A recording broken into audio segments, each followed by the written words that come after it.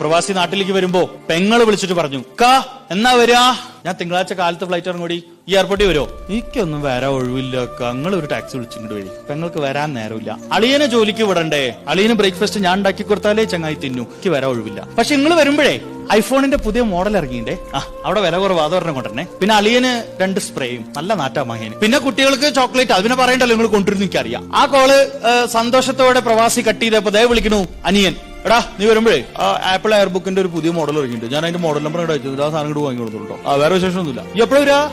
8 മണിക്ക് ഫ്ലൈറ്റിലാണ്. ഞാൻ വരണോ? വേണ്ടല്ലോ, ഈ അവിടുന്ന് ആ ബസ് എടുത്തിട്ട് ഇങ്ങോട്ട് പോകുന്നത്, ഈ വെറുതെ ആൾക്കാരെ ബുദ്ധിമുട്ടിക്കാൻ. ഓക്കെ. ഉപ്പ വിളിച്ചു, അവനെ ഈ എപ്പോഴാ വരിക?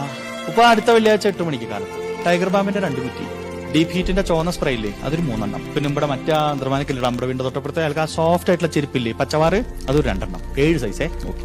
ഉമ്മ വിളിച്ചു, അല്ലെങ്കിൽ ഉമ്മയെ ഇയാള് വിളിച്ചു. ഉമ്മ നിങ്ങളൊന്നും പറഞ്ഞില്ലല്ലോ, നിങ്ങൾക്ക് എന്താ വേണ്ടത്? ഉമ്മയുടെ ഉത്തരം എന്തായിരിക്കും അറിയോ?